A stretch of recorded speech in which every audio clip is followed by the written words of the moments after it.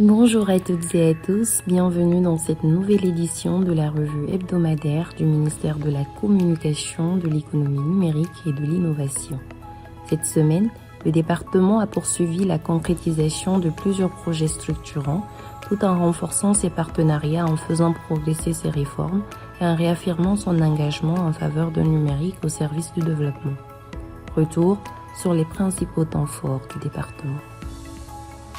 La semaine s'est ouverte ce lundi 20 juillet 2026 avec la réunion de cabinet présidée par le ministre Mourana Souma.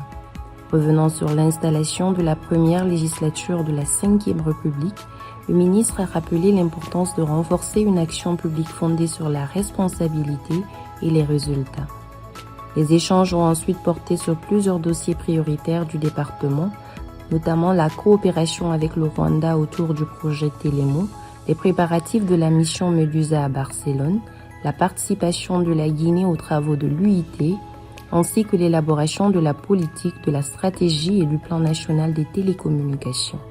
L'état des lieux du plateau de la RTG, la protection des stations de radio rurales et l'avancement de la stratégie nationale de l'intelligence artificielle ont également été examinés.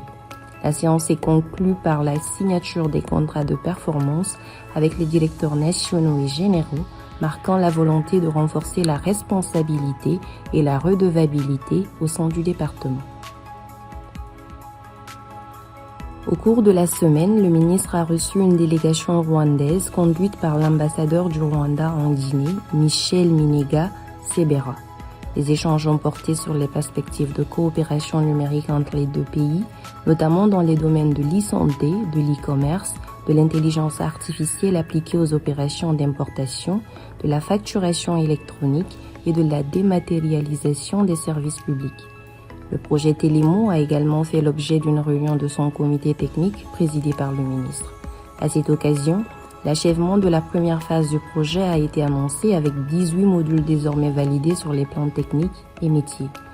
Cette avancée ouvre la voie à une deuxième phase consacrée à l'interconnexion avec les systèmes comptables et financiers de l'État, au suivi numérique de l'exécution des marchés publics, au renforcement de la cybersécurité et à l'intégration progressive de l'intelligence artificielle.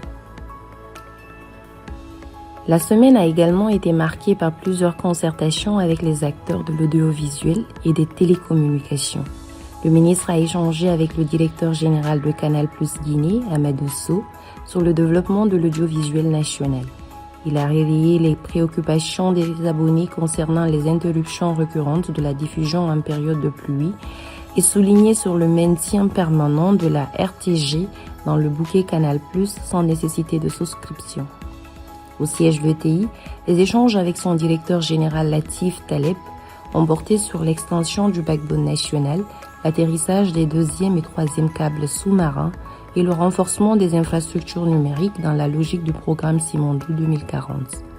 Le ministre a également été reçu par le directeur général de Celcom, Souleymane Cham. Les échanges ont porté sur la situation de l'opérateur, les perspectives de relance de ses activités, ainsi que les conditions nécessaires à une amélioration durable de la qualité des services et de la couverture réseau. Les évolutions de l'économie numérique étaient également au cœur des échanges avec une délégation du cabinet UEM Advisory. Venu présenter une approche d'accompagnement destinée à adapter la fiscalité à ces transformations, la délégation a échangé avec le ministre sur les défis de la fiscalité numérique, les adaptations du cadre réglementaire, les solutions technologiques associées ainsi que sur les expériences de plusieurs pays africains. La modernisation des services financiers a de son côté franchi une nouvelle étape avec le lancement officiel de Nimba Pay, la plateforme nationale du paiement instantané de la République de Guinée. Présidée par le Premier ministre, chef du gouvernement Amadou Riba, cette cérémonie marque une étape importante dans la modernisation du système national de paiement. Au-delà d'une innovation financière, Nimba Pay constitue une infrastructure stratégique destinée à favoriser l'interopérabilité des services financiers, à accélérer l'inclusion financière et à accompagner la transformation numérique de la Guinée. Autre temps fort de la semaine, le ministre a reçu 4 jeunes Guinéens sélectionnés par l'Union internationale des télécommunications pour intégrer la 3e cohorte des générations Connect Youth and Voice pour la période 2026-2030.